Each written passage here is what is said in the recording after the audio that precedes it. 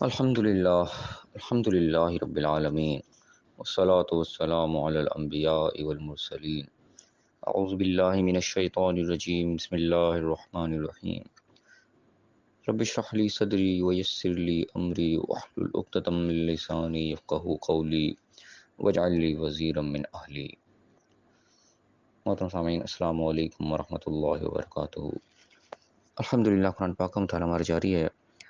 سورہ یونس کی آیت نمبر 109 تک ہم پڑھ چکے ہیں، یعنی سورہ یونس جو ہے وہ الحمدللہ ہماری مکمل ہو چکی۔ آج انشاءاللہ ہم سورہ ہود شروع کریں گے اور اس کی آیت نمبر 1 سے آیت نمبر 4 تک پڑھیں گے۔ اعوذ باللہ من الشیطان الرجیم، بسم اللہ الرحمن الرحیم۔ الف لام را، کتاب احکمت آیاتہ ثم فصلت من لدن حکیم خبیر۔ الف لام را، یہ حروف مقطعات ہیں جو الگ الگ پڑھے جاتے ہیں، ان کی اصل حکمت اللہ تعالیٰ ہی جانتا ہے۔ اگر فرمائے کہ کتاب احکمت آیاتہ، یہ کتاب ایسی، یعنی قرآن کی طرف اشارہ ہے کہ کتاب ایسی جس کی آیات کو محکم کر دیا گیا، فیصلہ کن بنا دیا گیا اس کی نشانیوں کو۔ ثم فصلت من لدن حکیم خبیر، پھر تفصیل بیان کر دی گئی، کھول کر سامنے رکھ دی گئی، کس کی طرف سے؟ حکیم، حکمت والے کی طرف سے، اور خبیر، خبر والے کی طرف سے، یعنی کہ جو حکمت بھی رکھتا ہے اور کہ ہر بات میں، ہر چیز میں، ہر حکم میں حکمت ہے، اور وہ خبیر بھی ہے، خبردار ہے، ہر چیز سے باخبر ہے، کسی چیز سے وہ غافل نہیں ہے۔ یہاں پہ قرآن کی آیات کی ایک طرح کی اس کی اہمیت بیان ہو رہی ہے کہ یہ قرآن جو ہم پڑھ رہے ہیں یہ کوئی عام چیز نہیں ہے، اس کے اندر جو آیات ہیں، جو نشانیاں ہیں، وہ بھی کوئی عام نہیں ہے، بلکہ محکم ہے، بالکل فیصلہ کن جیسے کہا جاتا ہے نا، کہ اٹل ہیں، جو کہہ دی گئی وہ ہو کے رہنی ہے۔ اور اس کے بعد اس کی تفصیل جو ہے کھول کے بیان کر دیا۔ یہ بیان کر دینا بھی کس کی طرف سے؟ حکیم خبیر، اللہ کی طرف اشارہ ہے کہ انہیں حکمت والی جو ذات ہے، جو کہ محکم کر دینے والی ہے، فیصلہ کن کر دینے والی ہے۔ حکیم سے مطلب حکمت بھی کا لفظ اسی سے نکلا ہے، حکم بھی، محکمات، فیصلہ، ہر چیز کا تمام مفہوم اس کے اندر آتے ہیں۔ تو وہ فیصلہ کن ذات، فیصلہ کر دینے والی ہے، اس کی جانب سے، اور خبیر بھی ہے، وہ خبردار ہے، ہر چیز سے باخبر ہے، اس کی طرف سے اس کی آیات جو ہیں وہ محکم بھی کر دی گئی ہیں، اور بیان کے بھی کھول کے بیان بھی کر دی گئی ہیں، واضح کر دی گئی ہیں۔ اور بات اصل پوائنٹ کی بات کیا بتائی جا رہی ہے کہ اللہ تعبدوا الا اللہ، بات اصل جو ہے وہ یہ ہے کہ اللہ کے علاوہ کسی کی عبادت مت کرو۔ اصل جو یعنی کہ تمام جو لب لبا جو مقصد ہے اس چیز کا وہ یہ ہے کہ اللہ کے سوا کسی کی عبادت نہیں کرنی، کسی کی غلامی نہیں کرنی۔ یعنی ایک لفظ کے اندر، یعنی کہ سمندر کو کچھ بند کر دینے والی بات ہے کہ تمام چیزیں اس کے اندر آ جائیں گی۔ جب ہم اللہ کی عبادت میں آ جائیں گے، اللہ کی غلامی میں آ جائیں گے، سارے معاملات ہی سیدھے ہو جائیں گے۔ سارے معاملات خراب بھی اس وقت ہوتے ہیں جب اللہ کی عبادت سے باہر نکل جاتے ہیں، اللہ کی غلامی سے ہم باہر نکل جاتے ہیں، پھر سارے معاملات جو خراب ہونا شروع ہو جاتے ہیں۔ غلامی کا مطلب ہم ضرور اپنے ذہن میں رکھیں، عبادت، غلامی کیا ہوتی ہے کہ آقا نے جو حکم دیا ہے، میرے مالک نے جو حکم دیا ہے، میں نے اس کے اوپر ہر صورت حکم کو بجا لانا ہے، اس حکم کی ہم نے بجا آوری کرنی ہے، اس کی حکم عدولی نہیں کرنی، اس کے حکم کو ہمیں مان جانا ہے۔ اللہ کے حکم ہم مانتے جا رہے ہیں تو سمجھو ہم عبادت میں، ہماری ساری زندگی 24 گھنٹے جو عبادت میں شمار ہوں گے۔ نماز، روزہ، حج، زکوٰۃ، یہ چیزیں عبادت کے حصے ہیں، جزو ہیں، کل عبادت یہ نہیں ہے۔ ہمارے ذہن میں بس عبادت عام طور پہ یہی آ جاتی ہے کہ بس نماز پڑھ لی 5 وقت، روزے رکھ لیے، حج کر لیا، زکوٰۃ دے دی، بس ہم عبادت کر لی ہم نے۔ یعنی یہ بھی عبادت کی قسم ہے، عبادت کا حصہ ہے، ویسے کل کی کل زندگی ہماری جو ہے وہ عبادت ہوگی اگر ہم اللہ کے حکموں کے مطابق چل رہے ہیں۔ جس طرح آپ ایک نوٹ کے پیچھے بھی لکھے ہوئے دیکھتے ہیں کہ حصول رزق کی حلال عبادت ہے، یعنی رزق حلال کمانا بھی عبادت ہے کہ اللہ نے حکم دیا رزق حلال کماؤ، حرام سے بچو، تو ہم رزق حلال کمائیں گے تو یہ بھی ہم اللہ کی عبادت کر رہے ہیں، اللہ کی غلامی کر رہے ہیں، اللہ کا حکم مان رہے ہیں۔ تو جس شعبے میں، جس موقع پہ ہم اللہ کا حکم مانیں گے تو ہم اللہ کی غلامی کریں گے، اللہ کی گویا کہ عبادت کریں گے۔ تو یہاں پہ یعنی کہ 2 لفظوں میں بات کو ختم کیا گیا کہ اللہ کے سوا کسی کی عبادت نہیں کرنی، کسی کی غلامی نہیں کرنی، کسی کے حکموں پر نہیں چلنا، جہاں اللہ کا حکم آئے گا وہاں سر تسلیم خم کرنا ہے ہم نے۔ اور فرمایا اننی لکم منہ نذیر و بشیر، اور فرمایا کہ میں اس کی طرف سے تمہارے پاس کل طور پر ڈرانے والا اور خوشخبری دینے والا ہوں۔ یعنی کہ نبی کے زبان کھلوا دیا گیا کہ پیغام پہنچا دو، اور واضح طور پر بتا دو کہ پیغام اللہ کی طرف سے آیا ہے، اور میں اس کی طرف سے تمہیں نذیر بھی ہوں، یعنی کہ ڈراوا دینے والا، خبردار کر دینے والا، متنبہ کر دینے والا، الرٹ کر دینے والا کہ تم غفلت میں نہ رہو، ہوش میں آ جاؤ کہ بات یہ ہے اصل۔ اور بشیر بھی ہوں، خوشخبریاں دینے والا بھی ہوں کہ تم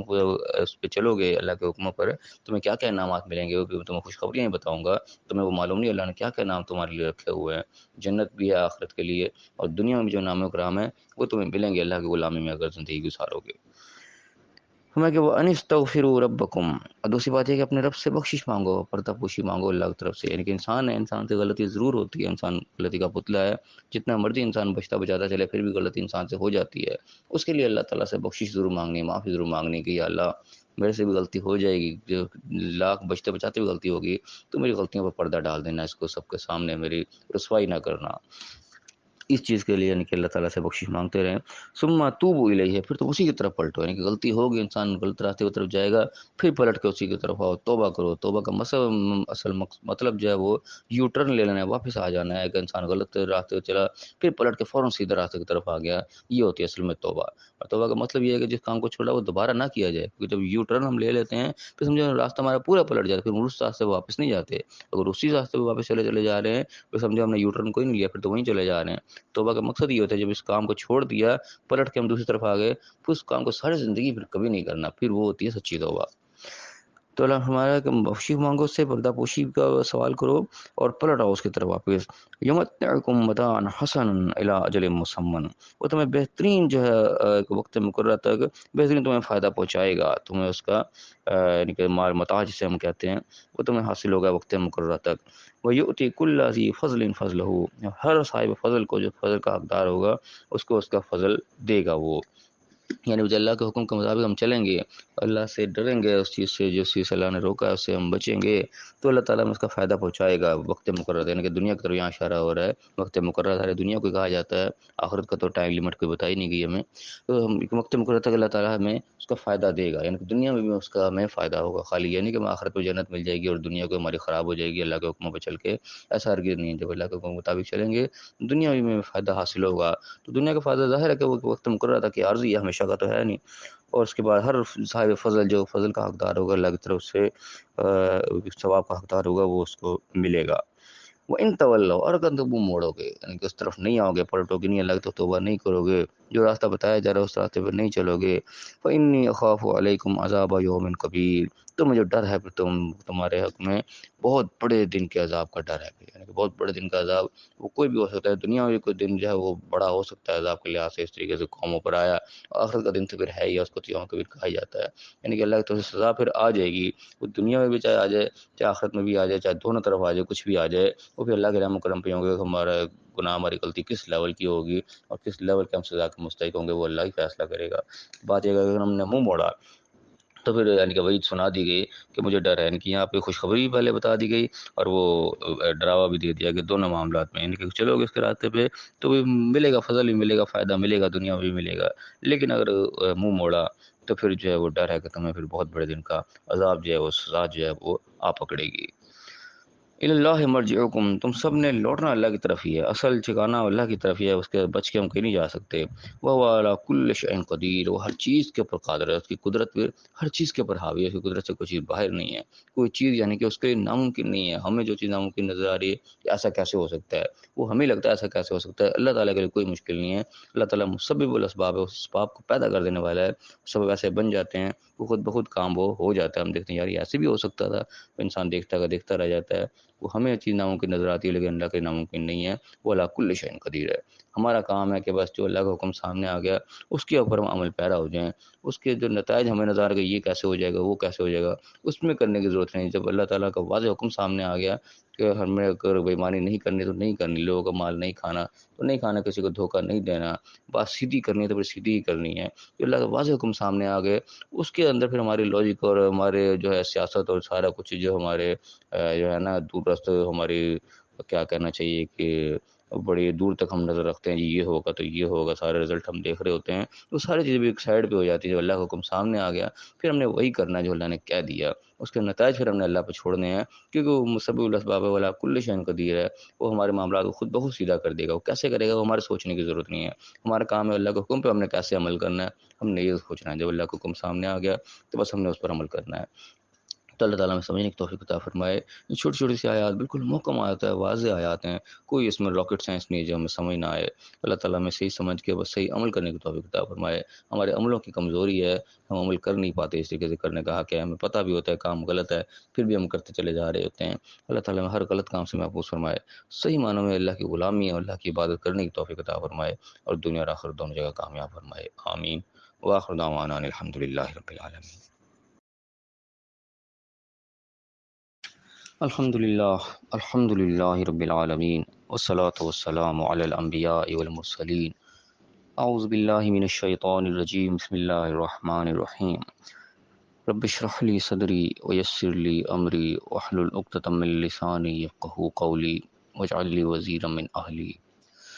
محترم سامعین، السلام علیکم ورحمۃ اللہ وبرکاتہ۔ الحمدللہ، قرآن پاک کا مطالعہ ہمارا جاری ہے۔ سورہ ہود کی آیت نمبر 4 تک ہم پڑھ چکے ہیں، آج انشاءاللہ آیت نمبر 5 سے آیت نمبر 8 تک پڑھیں گے۔ اعوذ باللہ من الشیطان الرجیم، بسم اللہ الرحمن الرحیم۔ الا انہم یسنون صدورہم لیستخفوا منہ۔ یاد رکھو، سن لو، یہ لوگ اپنے دلوں کو دوہرا کرتے ہیں، اپنے سینوں کو دوہرا کرتے ہیں تاکہ اس سے چھپ سکیں۔ یہاں پہ سینوں کو، دلوں کو دوہرا کرنے کے حوالے سے بات ہوئی ہے۔ یہ قرآن کی ان مشکلات آیات میں سے شمار کی جاتی ہے کہ اس کے علماء نے کئی قسم کی تفسیریں کی ہیں۔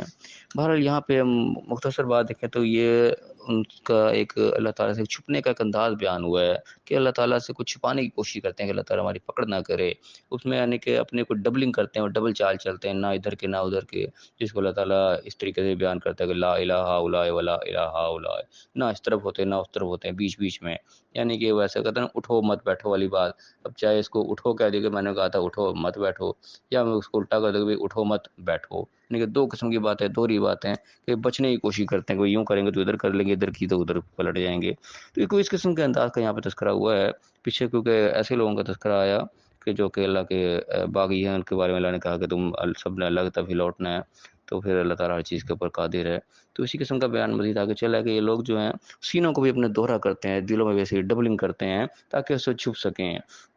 اللہ حین یستغشون،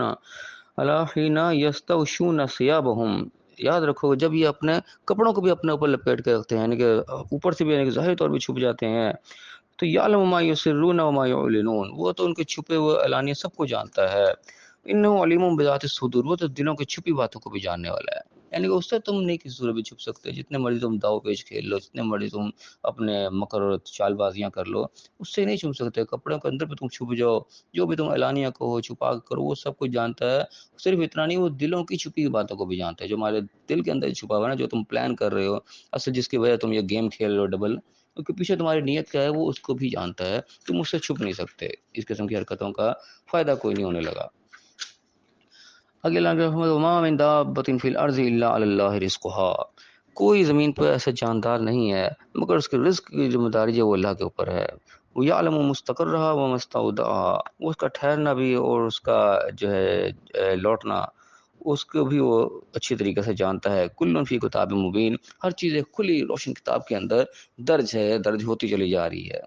یہاں پہ اللہ تعالیٰ نے رزق کے حوالے سے بات کی کہ انسان رزق کے پیچھے بھاگا پھرتا ہے، ہر چیز ہے اپنے مال کے پیچھے، انسان اللہ کے حکموں کو بھی پامال کرتا چلا جا رہا ہوتا ہے۔ یہاں اللہ تعالیٰ نے جنرلی بات کی کہ زمین کے اوپر، پوری زمین پہ کوئی بھی دابہ، ایک بھی جاندار ایسا نہیں ہے مگر اس کے رزق کی ذمہ داری اللہ نے لی ہے، رزق اللہ تعالیٰ کو فراہم کرتا ہے۔ یعنی کہ ایک مشہور بات اکثر بیان کی جاتی ہے کہ پتھر کے اندر بھی ایک کیڑا ہوتا ہے، پتھر کے اندر بھی کیڑے کو جو اللہ نے رزق کا ایک بندوبست اس کا کیا ہوا ہوتا ہے۔ یعنی کہ انسان دنیا کے پیچھے یعنی کہ اس قدر جو دوڑ رہا ہوتا ہے، اس قدر دوڑنے کی ضرورت نہیں کہ انسان اللہ کے حکموں سے ہی باہر نکل جائے، اپنے آپ کو بالکل آزاد کر لے کہ بس میں نے رزق کمانا ہے، بچوں کے لیے کمانا ہے۔ آج کل بھی دیکھ لیں ہر ایک یہی دوڑ لگی ہے جو بچوں کا رزق کما رہے ہیں جی۔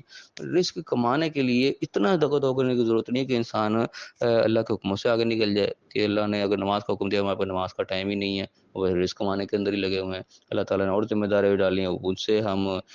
بری ذمہ ہو گئے، بس رزق کمانے کے چکر میں پڑ گئے۔ ایسی بات نہیں، رزق کی ذمہ داری اللہ نے لی ہے، جتنی آپ کے اوپر ذمہ داری لگائی گئی آپ اتنی نبھاؤ، جو باقی چیزیں بھی ہیں ان کو بھی ساتھ ساتھ جو ہے وہ کرنا ضروری ہے۔ تو اللہ تعالیٰ نے رزق کی ذمہ داری کو یہاں پہ بتا دیا کہ زمین پہ کوئی جاندار ایسا نہیں، ہر چیز یعنی کہ انسان بھی اس کے اندر آگے، جانور، ہر چیز، چرند پرند سب آگے، اللہ نے اس کے رزق کی ذمہ داری اللہ نے لی ہے کہ ذمہ وہ اللہ کا ہے۔ اور اس کا ٹھہرنا اور لوٹنا تھوڑی دیر یا زیادہ دیر، سب کچھ اللہ تعالیٰ جان رہا ہے۔ ہر چیز کی کتاب کے اندر ایک درج ہے، کس نے کتنا رہنا ہے، کتنے رزق کی ضرورت ہے، اللہ کے خوب علم میں ہے۔ جو ہماری ذمہ داری بنتی ہے ہم نے اس کو پورا کرنا ہے ضرور۔ اگر ہم اس کی ذمہ داری کو پورا نہیں کریں گے پھر رزق کی بھی کمی ہوگی، کہ اللہ تعالیٰ نے اس چیز کا بھی بتایا ہے کہ جو کہ اس کے رزق حکموں سے منہ موڑتا ہے اس کی معیشت کو اللہ تعالیٰ تنگ کر دیتا ہے۔ یہ بھی قرآن کی آیت ہے کہ اللہ تعالیٰ نے اصول متعین کر دی کہ انسان وہ کوئی حرکتیں کرے گا جو کہ نہیں کرنے والے، جس سے اللہ نے روکا، تو اس کی معیشت بھی تنگ ہو جائے گی، پھر وہ انسان کی روزی چاہے وہ خود انسان تنگ کر بیٹھتا ہے نا۔ جو قانون اللہ تعالیٰ نے دیا اس کے مطابق چلے، جو ذمہ داریاں جس موقع پہ اللہ نے لگائی ہیں وہ اس طریقے سے ادا کرتا جائے تو رزق کی کبھی کمی جو ہے وہ نہیں آئے گی، وہ اللہ کے ذمہ ہے۔ اور وہ الذی خلق السماوات والارض فی ستۃ ایام، وہی وہ ذات ہے جس نے زمین و آسمان کو 6 دن میں پیدا کیا۔ وکان عرشہ علی الماء لیبلوکم ایکم احسن عملا، اس کا عرش، اس کا تخت جو ہے وہ پانی پر تھا، پانی پر ہے بلکہ، تاکہ وہ آزمائے تمہیں سے کون تمہیں سے بہتر عمل کرنے والا ہے۔ یہ کانا کا لفظ جو ہے یہ صرف تھا کے لیے نہیں ہے بلکہ تمام زبانوں کو کور کرتا ہے۔ اس سے اللہ تعالیٰ کہنا وہ کان اللہ غفور رحیم، اللہ تعالیٰ بخشنے والا مہربان۔ اب یہاں پہ تھا نہیں کہتے کہ تھا ہے، وہ کانا کا لفظ وہاں بھی آتا ہے کیونکہ وہ ہر چیز کے شروع سے وہ تھا بھی، ہے بھی، آئندہ بھی غفور رحیم، وہ ہمیشہ ہی رہے گا۔ اس کی ذات صفت جو ہے یہ ابدی ہے، شروع سے ہر بات تک بھی رہے گی۔ اور یہاں پہ بھی ہے کہ کان عرش، اس کا تخت جو ہے وہ اس نے پانی پر، یہ بھی ایک قسم کا محاوراتی سا جملہ ہے کہ مختلف اس میں بھی اقوال یقیناً ملتے ہیں کہ پانی پر بظاہر سیدھا سیدھا تو پانی پہ کہیں نظر نہیں آتا، لیکن پانی پہ یعنی کہ اللہ تعالیٰ نے یہاں پہ ایک سختی کا معاملہ نہیں، یہاں پہ ماں جو پانی جو ایک سختی کا عنصر نہیں، ایک نرمی کا عنصر ہے۔ تو یعنی کہ اس کا تخت جو ہے، اس کی بلندی، یعنی کہ اس کی بادشاہت تو بہت بڑی چاہے تو جس کو مرضی پکڑ سکتا ہے، لیکن الماء اس نے ایک نرمی کا یہاں پہ ایک اشارہ دیا، ساتھ میں اس کی وجہ بیان کر دی کہ وجہ کیا ہے، تاکہ تمہاری آزمائش کر لے کون اچھا عمل کرنے والا ہے اور کون نہیں ہے۔ یعنی اللہ تعالیٰ نے یہاں پہ اتنی سختی میں نہیں رکھی کہ فوری طور پہ ہماری پکڑ نہیں کرتا، بلکہ آزادی دے رکھی، چھوٹ دے رکھی ہے ہمیں کہ دیکھیں ہم کیا کرتے ہیں۔ ایک آزمائش کی جگہ ہے، اسی آزمائش کا جو ہے آخر میں ہمیں پھر وہ امتحان ہوگا تو رزلٹ ہوگا، اسی کی مطابق پھر جزا و سزا ہمیں ملے گی۔ اور ہمیں وہ اِن قُلْتَ إِنَّكُمْ مَبْعُوثُونَ مِن بَعْدِ الْمَوْتِ، اگر تو ان سے یہ کہتا ہے کہ تم موت کے بعد دوبارہ اٹھائے جاؤ گے، یعنی کہ جو موقع اس وقت ملا ہوا ہے، جو آزمائش ہو رہی ہے، یہ موت کے بعد کو دوبارہ اٹھایا جائے گا، اس کا رزلٹ بھی پھر جو ہے وہ دیا جائے گا، اس کے اوپر سزا جزا ملے گی۔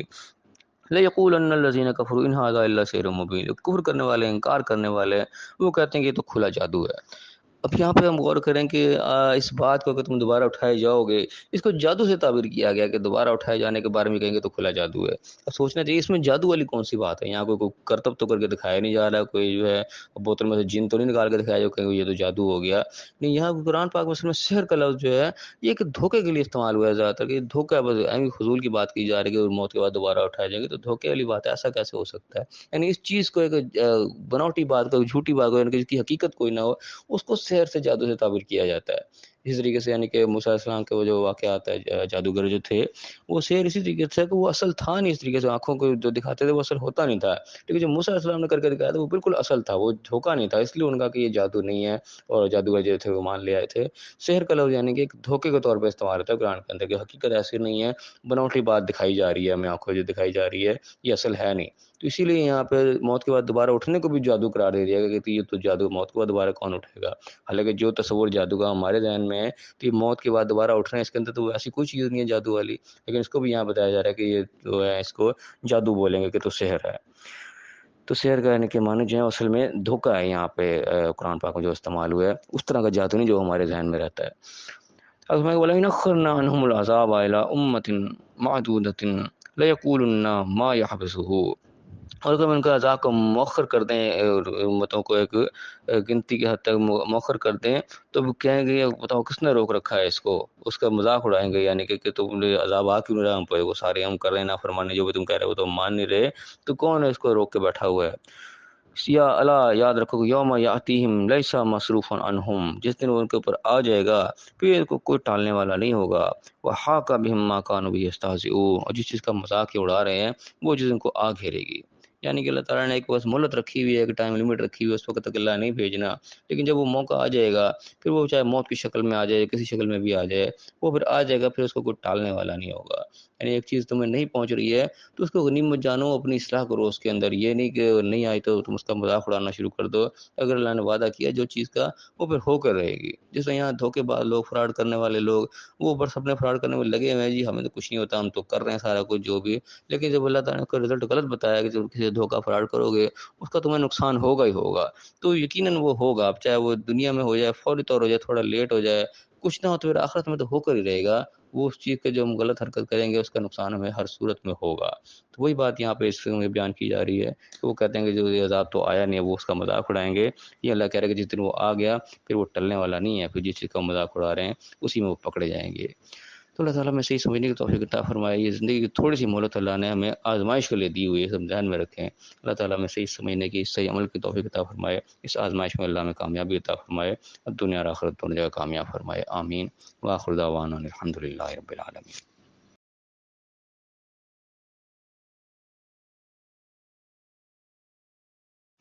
الحمد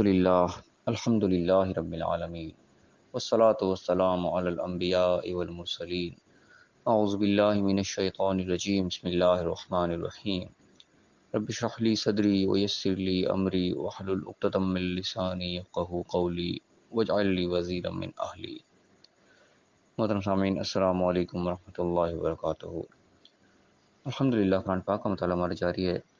سورہ ہود کی آیت نمبر 8 تک ہم پڑھ چکے ہیں، آج انشاءاللہ آیت نمبر 9 سے آیت نمبر 12 تک پڑھیں گے۔ اعوذ باللہ من الشیطان الرجیم، بسم اللہ الرحمن الرحیم۔ وَلَئِنْ أَذَقْنَا الْإِنسَانَ مِنَّا رَحْمَةً ثُمَّ نَزَعْنَاهَا مِنْهُ إِنَّهُ لَيَئُوسٌ کفور۔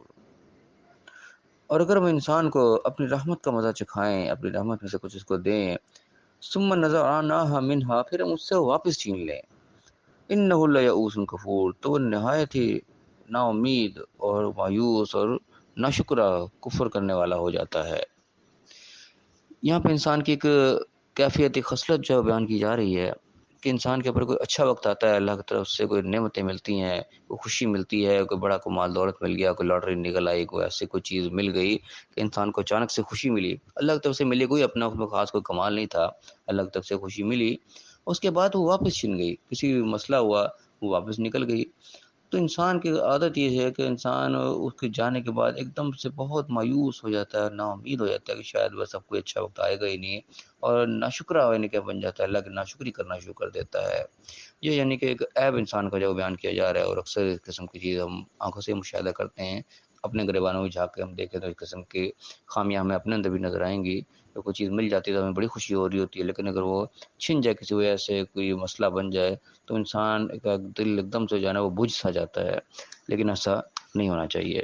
اب اس کے برعکس دوسری کنڈیشن بھی اللہ نے بتائی کہ وَلَئِنْ أَذَقْنَاهَا نَعْمًا بَعْدَ ضَرَّاءَ، اور اس وقت جب انسان کو کسی تکلیف کے بعد کسی نعمت کا مزہ چکھاتے ہیں، یعنی کہ کوئی برا وقت تھا، کوئی پریشانی تھی، اس کو دور کر کے اللہ نے اچھا وقت دے دیا اس کو، اس وقت کیا ہوتا ہے کہ مست ہو بعد ذرہ مست ہو کہ تکلیف جو اس کو آئی ہوئی تھی، اس کے بعد ہم نے کو اچھا وقت دکھا دیا، لَيَقُولَنَّ ذَهَبَ السَّيِّئَاتُ عَنِّي، پھر وہ کہنے لگ پڑتے ہیں کہ اب تو ساری برائیاں مجھ سے دور ہو گئی، یعنی کہ بس اب تو میں تو بالکل ایزی ہو گیا، اب تو کوئی تکلیف مجھے گویا کہ آئے گی ہی نہیں، کوئی اچھا وقت آ گیا، اچھی کوئی سیٹنگ بن گئی اچھی، کوئی روٹین چل پڑی، ایسے پہیا چل پڑا، انسان کہتا ہے کہ بس اب تو میں بالکل کامیاب ہو گیا، اب تو مجھے گویا کہ ایسے کوئی تکلیف آنے نہیں لگی، اب تو ساری برائیاں دکھ دلیدر سے عمر سے دور ہو گئے، اب تو وہ گئے وہ وقت۔ انہ لفرح فخور، پھر وہ بڑا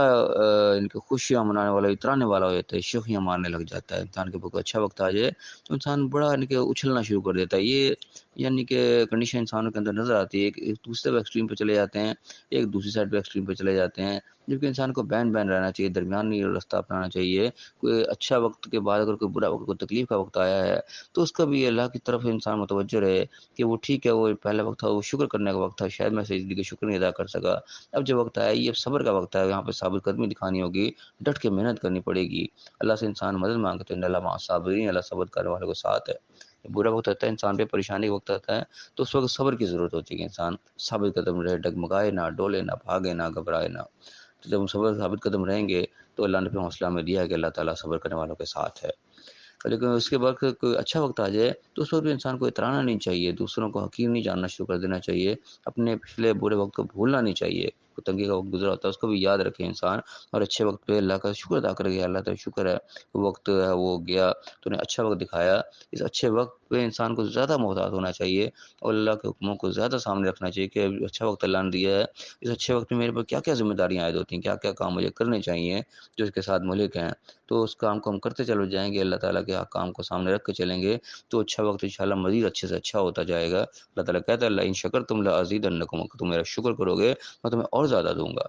شکر کرنے کا ہمیں مفہوم سمجھ ہونا چاہیے کہ شکر کرنے کا طریقہ کیا ہے، اس کو ہم قرآن سے سمجھیں ہمیں سمجھ آئے کہ شکر کیا ہوتا ہے۔ شکر کا مفہوم اگر سمجھیں تو اللہ تعالیٰ کے ناموں میں دیکھیں، اللہ کے ناموں میں خود شاکر ایک نام ہے، شکر کرنے والا۔ شاکر کا مطلب یہ ہوتا ہے، کہتے ہیں کم من شاکرین، شکر کرنے والوں میں ہو جاؤ، تو شاکر کہتے ہیں شکر کرنے والوں کے، اللہ اپنا کا نام شاکر ہے، اللہ تعالیٰ خود شکر ادا کرتا ہے۔ تو جو مفہوم ہمارے ذہن میں رہتا ہے شکر ادا کرنا، منہ پہ ہاتھ پھیرنا، الحمدللہ کہہ لینا، یہ مفہوم اللہ تعالیٰ کے شاکر ہونے پر فٹ نہیں بیٹھتا۔ اللہ تعالیٰ کس کا شکر ادا کرتا ہے، کس کے منہ پہ ہاتھ پھیرتا ہے، یعنی کہ وہ اس چیز کے اللہ کے شان نہیں ہے۔ تو ہمیں سمجھنا چاہیے کہ شکر کا معنی اصل میں جو سمجھ میں آتے ہیں، جو میری سمجھ کو مفہوم آتے ہیں، تو وہ ہے کہ جس طریقے سے میں نے آپ سے کوئی ڈیمانڈ کی تھی، آپ نے اس ڈیمانڈ کو پورا کر دیا، اب میرے پر لازم بنتا ہے کہ آپ جو میرے سے ڈیمانڈ کریں میں اپنی ڈیمانڈ کو پورا کروں۔ میں نے جب اس ڈیمانڈ کو پورا کر دیا سمجھے میں نے وہ شکر ادا کر دیا۔ تو اس طریقے سے اللہ تعالیٰ جو ہم سے ڈیمانڈ کرتا ہے، جب ہم وہ پوری کرتے ہیں تو اللہ تعالیٰ بدلے میں ہماری ڈیمانڈ لازمی پوری کرتا ہے۔ ایسا نہیں ہو سکتا کہ اللہ کا کہا ہم نے مانا اور اس کے بدلے میں اللہ ہمارا کہا نہ مانے۔ اللہ تعالیٰ ضرور ہمارا کہا مانتا ہے، اس معنی میں وہ شاکر ہے، خود ہمیں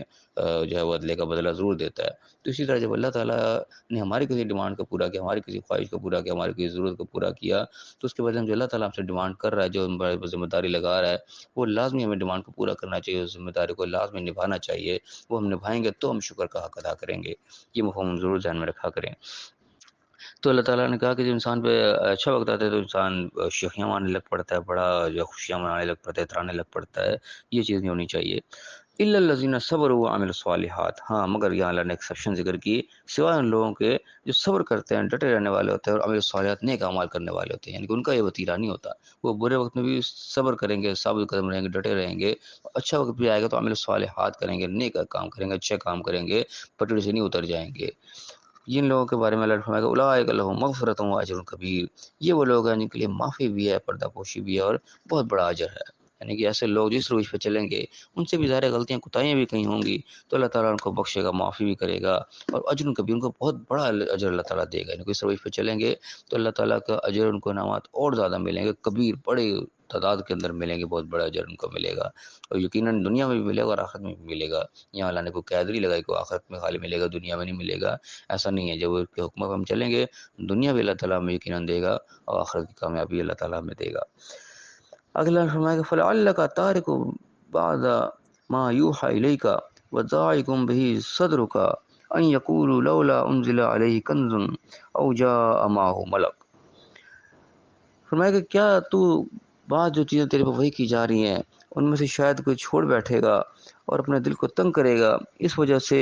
کہ یہ لوگ یہ بات کہہ رہے ہیں کہ کیوں اس کے اوپر کوئی خزانہ نازل نہیں ہو گیا، یا اس کے ساتھ کوئی فرشتہ کیوں نہیں اتر آیا، اس کے ساتھ کیوں نہیں آیا۔ یہاں پہ اللہ تعالیٰ اپنے کہ نبی سے مخاطب ہے اور ایک سچویشن تذکرہ فرما رہا ہے کہ نبی صلی اللہ علیہ وسلم یعنی کہ اتنے یعنی کہ تنگ دل ہوتے تھے، اتنے آگے سے لوگوں کی ریسٹنس آتی تھی کہ خدشہ اللہ تعالیٰ ظاہر کرے کہ کہیں ایسا شاید ایسا نہ ہو کہ جو چیز آپ کو وہی کی جا رہی ہے، جو چیز پیغام پہنچایا جا رہا ہے اس میں سے کچھ چیزوں کو آپ چھوڑ دیں کہ ان لوگوں کو بتانے کا فائدہ ہی کوئی نہیں، اور دل تنگ کر بیٹھیں اپنا، کہ دل انسان فیڈ اپ ہو جاتا ہے، تنگ ہو جاتا ہے کہ ان کو بتانے کا کیا فائدہ۔ آگے سے وہ باتیں اس قسم کی کر رہے ہیں کہ اس کے اوپر کوئی خزانہ کیوں نہیں اتر گیا، یا اس کے اوپر کوئی فرشتہ کیوں نہیں اتر کے سامنے آ گیا، یعنی ایسی بے بنیاد فضول کی بات ہے، فضول کے اعتراض جن کا کوئی جواب نہیں، جن کا کوئی حل نہیں۔ خزانہ کیوں نہیں اترا ہے؟ خزانہ اترنے نہ اترنے سے کیا فرق پڑتا ہے؟ خزانہ کس بات کی دلیل ہے؟ اصل چیز تو وہ دلیل ہے جو پیش کی جا رہی ہے، جو بات سامنے پیش کی جا رہی ہے، وہ بات دیکھو ٹھیک ہے کہ نہیں ہے، بات کا تو جواب کوئی نہیں ہے۔ اعتراض یہ لگا دیا کہ بھی اللہ کے نبی کو خزانہ کیوں نہیں اتر گیا، یعنی کہ نبی ہونے کے لیے خزانہ اترنا ضروری ہے یا فرشتہ کو آنکھوں کے سامنے نظر آنا ضروری ہے؟ یہ فضول کی حجت بازی ہے، بات کو نہ ماننے کے بہانے۔ تو یہ چیز یعنی کہ ہم اندازہ لگائیں کہ اللہ کے نبیوں کو بھی کس قدر آگے مشکل کا سامنا کرنا پڑتا ہے کہ اللہ تعالیٰ ان کی حالت دیکھ کے کہہ رہا ہے کہ شاید آپ دل تنگ کر بیٹھیں اور یہ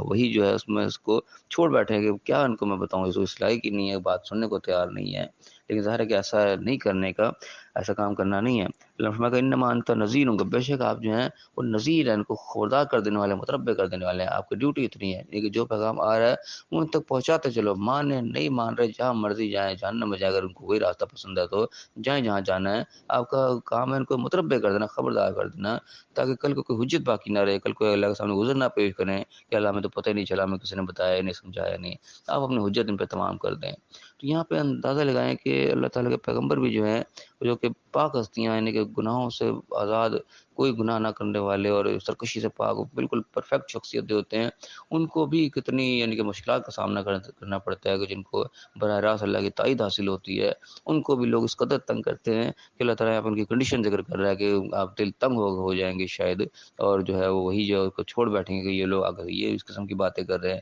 کہ خزانہ نہیں اتر گیا اور فرشتہ نہیں آ گیا، یعنی اتنے لوگ ہنڈرس پیدا کرتے ہیں، اتنی رکاوٹ ڈالتے ہیں کہ اللہ کے نبی بھی جو ہے کہ بیچارے سمجھو کہ بالکل ہی تنگ دل ان کا ہو جاتا ہے، کہ تنگ ہو جاتے ہیں بتا بتا کہ لوگ بات کیوں نہیں سن رہے۔ تو آج کل بھی لوگ کر رہے ہیں، ظاہر بات ہے ان کو مشکلات کا سامنا تو کرنا پڑے گا، جو اللہ کے راستے پہ چلے گا اس کا مشکل جھیلنی پڑیں گی، کیونکہ راستہ اس قسم کا ہے کہ لوگوں کو برداشت نہیں ہوتا اپنے خلاف کوئی چیز، وہ نہیں سننا چاہتے، وہ آگے سے ہنڈرنس پیدا کرتے ہیں، رکاوٹیں پیدا کرتے ہیں۔ یعنی کہ اللہ کے نبی جب اتنی مشکلات اٹھاتے تھے تو ہمیں اس سے زیادہ تیار رہنا چاہیے کہ ہم تو خود گناہ گار ہیں، خود ہمارے اندر اتنی کوتاہیاں ہیں کہ ہم اس کا حق ادا نہیں کر پاتے، تو ہمیں ظاہر اس سے زیادہ مشکلات کا سامنا کرنا پڑ سکتا ہے، ہمیں تیار رہنا چاہیے جو بھی اللہ کا پیغام پہنچانے کی کوشش کر رہے ہیں۔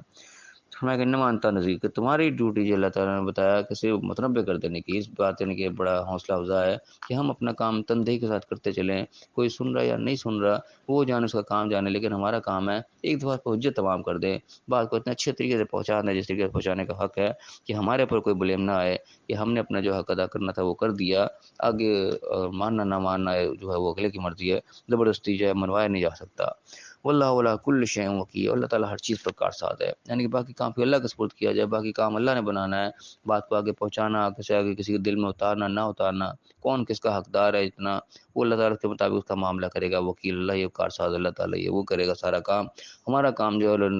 نبی کا مخاطب کر کے ہمیں یہ چیز سمجھا دی کہ نبی بھی جو پیغام پہنچاتے تھے ہنڈرنس ان کو بھی ملتی تھی، رکاوٹ اور ان کو بھی جھیلنی پڑتی تھی، مشکلات جھیلنی پڑتی تھی، دل تنگ ہوتا تھا، لیکن انہوں نے بتا دیا کہ تمہارا کام متنبع کرنا ہے، خبردار کر دینا ہے، ڈرا دینا ہے، ان کو بتا دینا ہے، واضح کر دینا ہے، ان کو حجت تمام کر دینا ہے، تاکہ کل کو وہی عذر نہ پیش کر سکے۔ تو ہمارے لیے بھی بہت بڑا سبق مل رہا ہے کہ ہم بھی جو کام کریں گے، جب اللہ کا پیغام پہنچائیں گے، رکاوٹیں بھی آئیں گی، لیکن اس سے دل تنگ ہونے کی ضرورت نہیں ہے، اپنے مشن سے ہٹنے کی ضرورت نہیں ہے۔ ہماری ذمہ داری اللہ نے یہ لگائی کہ بات کو پہنچا دیا جائے، اگلے کو خبردار کر دیا جائے، اس کے کان سے بات کو نکال دیا جائے ایک دفعہ، کہ کل کو عذر پیش نہ کر سکے کہ مجھے کسی نے بتایا نہیں تھا۔ تو اللہ تعالیٰ ہمیں صحیح سمجھنے کی توفیق عطا فرمائے،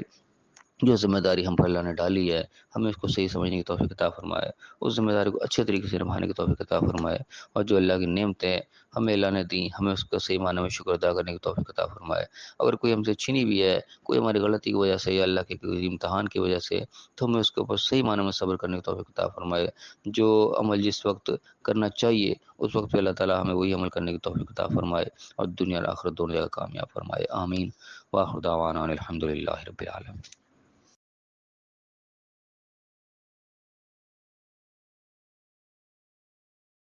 الحمد للہ رب العالمین، والصلاة والسلام علی الانبیاء والمرسلین۔ اعوذ باللہ من الشیطان الرجیم، بسم اللہ الرحمن الرحیم۔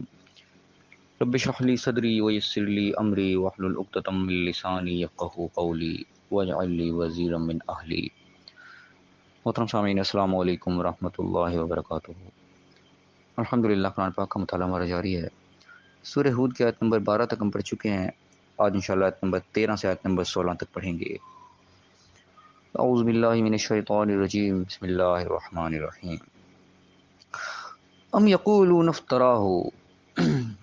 اگر یہ کہتے ہیں کہ اس کو یہ خود سے بنا لیا ہے، یعنی اس قرآن کی طرف اشارہ ہے، کیا یہ کہتے ہیں کہ یہ خود سے بنا لیا ہے، یعنی کہ آپ صلی اللہ علیہ وسلم پر الزام لگاتے ہیں کہ اپنے پاس سے بنا بنا کے لے آتے ہیں، یہ اللہ کی طرف سے نازل نہیں ہوا، نعوذ باللہ۔ یہ کل، تو پھر ان سے کہہ دو، فاتوا بعشر سور مثلہ مفتریات وادعوا من استطعتم من دون اللہ ان کنتم صادقین۔ تو ان سے کہہ دو کہ ٹھیک ہے، پھر تم بھی اس جیسی کوئی 10 صورتیں، کوئی جیسی 10 مثالیں جیسی لے آؤ جو تمہاری گھڑی ہوئی ہوں، خود سے بنائی ہوئی ہوں، اور اللہ کے سوا پہ جس کو تم بلا سکتے ہو بلا لو، جو تمہارے اندر استطاعت ہے سارا اپنا زور لگا لو، اللہ کو چھوڑ کے ساری اپنی طاقت جمع کر لو، تم بھی ایسی سیدھا صورتیں بنا لو اگر تم سچے ہو تو۔ یعنی اسی پچھلی آیات میں ہم پڑھ رہے تھے کہ آپ صلی اللہ علیہ وسلم جو پیغامات ان کو پہنچاتے تھے وہ کسی ہنڈرنس پیدا کرتے تھے، رکاوٹیں پیدا کرتے تھے، اور اس پہ جادو کا نام دے دینا، انکار کرنا کہ کے اوپر اگر یہ اللہ کی طرف سے آ رہا ہے تو کے پاس خزانہ کیوں نہیں نازل ہو جاتا، کوئی فرشتہ کیوں نہیں نازل ہو جاتا،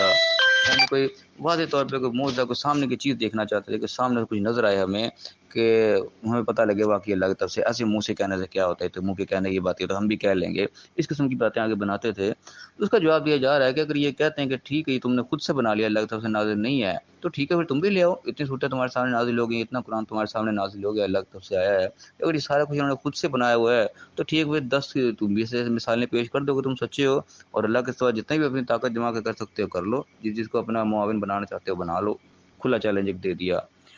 اب کیا فرمایا کہ فَإِن لَّمْ يَسْتَجِيبُوا لَكُمْ، تو اگر یہ تمہاری اس بات کا جواب نہ دے، تمہیں رسپانس نہ کریں، یعنی اس طریقے سے آگے سے نہ لے کے آئیں مثال اس قسم کی، فَاعْلَمُوا، تو پھر جان لو، سن لو، انما انزل بعلم اللہ، یہ اللہ کے علم سے نازل ہوا ہے، یہ انسان کی کاوش نہیں ہے، انسانی کاوش ہوتی ہے تو تم بھی کر لیتے، یہ تو ایک ہیں، تم جاؤ سارے کے سارے جمع ہو جاؤ، یہ ایسا کام نہیں ہے، یہ اللہ کے علم سے نازل ہو رہا ہے۔ وَلَا الہ الا ہوا، اور سن لو کہ اللہ کے سوا کوئی الہ نہیں ہے پھر، یعنی کہ تم جن کے تم پوجا پاٹ میں لگے ہو، جن کی غلامیوں میں لگے ہو، جن کو تم نے الہ مان رکھا ہے، ان کے پیچھے لگ کے تم اصل حق کو جھٹلا رہے ہو، سن لو کہ ان میں سے کوئی بھی الہ نہیں ہے، صرف وہی ایک الہ ہے جو یہ نازل کر رہا ہے سارا کچھ جو تمہارے سامنے آ رہا ہے۔ فَهَلْ أَنْتُمْ مُسْلِمُونَ، تو کیا اب تم مسلم ہوگے، بات کو مانو گے، فرما برداری کرو گے؟ سوالیہ نشان آگے لگا دیا کہ تم جو بات کر رہے ہو اس کا چیلنج تو تمہیں دے دیا نا، اگر ایسی بات ہے جاؤ تم بھی لے آؤ، بات برابر ہو جائے گی، پتہ لگ جائے گا، دودھ کا دودھ پانی کا پانی ہو جائے گا۔ لیکن اگر تم یہ نہ کر سکے، یعنی کہ تمہارے جھوٹے ہونے کی علامت ہوگی، تم جو الزام لگا رہے ہو جھوٹ الزام ہے، ورنہ تم بھی کر لیتے، اگر تم نہیں کر سکے تو پھر سن لو کان کھول کے کہ یہ اللہ کی طرف سے نازل شدہ ہے، اللہ کے سوا کوئی الہ نہیں ہے، اب تو حق تم پر واضح ہو گیا، تو پھر ہل تم مسلمون کے، اب تم مانو گے کہ نہیں مانو گے؟ اب تو یعنی کہ ہمارے سامنے آ گئی نا چیز، اب نہ ماننے کی کیا وجہ ہے؟ آگے اللہ تعالیٰ پھر ایک اور حقیقت انسان کی بیان کر رہا ہے کہ من کان یرید الحیات الدنیا، کہ جو شخص کو دنیا کی زندگی کا خواہش چاہتا ہے، دنیا کی زندگی کا ارادہ رکھتا ہے، تو پھر سن لے وزینتہا، اور اس کی زینت چاہتا ہے، نوفی الیہم اعمالہم فیہا، ہم ان کے سارے اعمال یہیں لوٹا دیں گے ان کو، وہم فیہا لا یبخسون، یہاں کا کوئی گھاٹا نہیں ہوگا، کوئی نقصان نہیں ہوگا، کمی نہیں ان کو دیں گے، جو کچھ اعمال ان کے ہوں گے یہیں ان کو پورا پورا بدلہ دے دیا جائے گا۔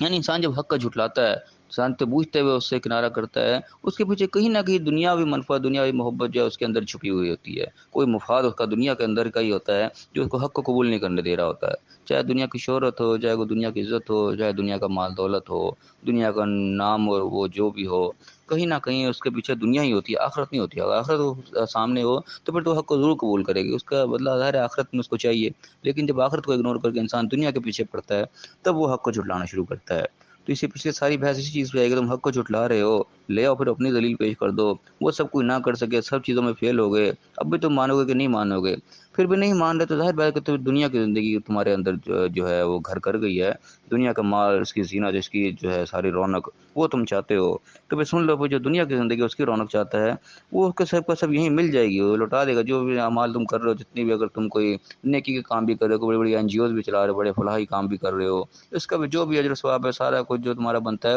یہیں کہیں تمہیں لوٹا دیا جائے گا، تمہارا کوئی عمل ضائع کوئی نہیں ہوگا۔ لیکن کیا ہوگا؟ اولئک الذین لیس لهم فی الاخرۃ الا النار، لیکن یہ وہ لوگ ہیں کہ آخرت میں ان کے لیے کچھ بھی نہیں ہے سوائے آگ کے، یعنی کہ آخرت برباد ہے، پھر آخرت میں صرف آگ ہی ملے گی، دوزخ جہنم ملے گی، آخرت میں کسی عمل کا وہاں پہ کوئی نیکی کا کوئی بدلہ وہاں پہ نہیں ملنے لگا۔ جب انسان حق کو جھٹلا رہا ہے تو بڑا پھر اللہ تعالیٰ کا صاف یہاں پہ اعلان ہے، کچھ انسان حق کو جھٹلاتا ہے، بات کو پہچان کے بھی اس سے اگنور کر دیتا ہے، اس کا منہ موڑ لیتا ہے، حق کو قبول نہیں کرتا ہے، جان لیتا ہے، پرکھ لیتا ہے، دیکھ لیتا ہے کہ ہاں میں یہاں پہ غلطی پہ ہوں، اب حق میرے سامنے جو آ رہا ہے بات یہی صحیح ہے، لیکن سب کچھ دیکھ بھال کے بھی جو انسان اس سے منہ موڑتا ہے، جھٹلاتا ہے، اس کے پیچھے ظاہر بات ہے کہیں نہ کہ دنیا اس کی چھپی ہوئی ہے، تو دنیا کے حوالے سے اللہ نے کہہ دیا جو کہ دنیا اور اس کی زینت، اس کا مال دولت، اس کی شہرت عزت سب کچھ چاہتا ہے، تو ٹھیک ہے یہاں پہ اس کو مل جائے گا، جہاں وہ چاروں کو مل جائے گا، لیکن آخرت کو بھول جائے، پھر وہ آخرت میں کچھ بھی نہیں ہے، لیس لہم فی الآخرۃ، آخرت میں ہرگز کچھ نہیں ہوگا، الا النار، سوائے آگ کے، آخرت میں کی سزا کے لیے وہ تیار رہے۔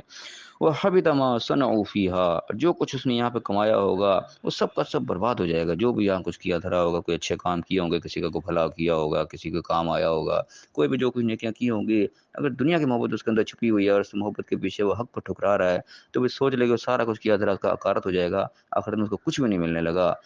وحبط ما صنعوا فيها وباطل ما كانوا يعملون، جو کچھ عمل ہوں گے سب کے سب باطل ہو جائیں گے، بیکار ہو جائیں گے، جو بھی کچھ نیکیاں کی ہوئی ہوں گی سب کے سب ضائع ہو جائیں گے، بیکار ہو جائیں گی۔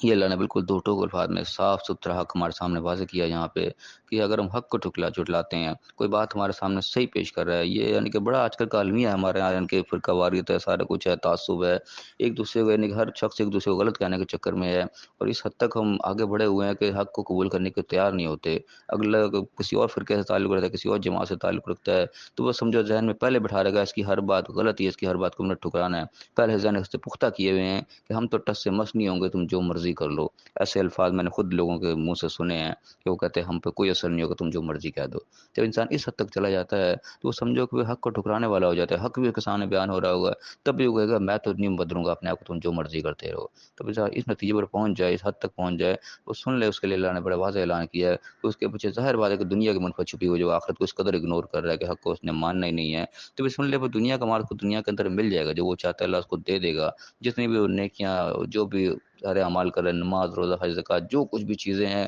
کہ جس کا فائدہ انسان کو آخرت میں ہونا ہے، اس کا فائدہ گھما پھرا کے انسان کو دنیا میں ہی دے دیا جائے گا، آخرت میں اس کے لیے سوائے آگ کے اور کچھ بھی نہیں ہوگا، جو کچھ ہمارے سارے کے سارے برباد، کارت، باطل ہو جائیں گے۔ اللہ نے بالکل دو ٹوک الفاظ میں بیان کر دیا۔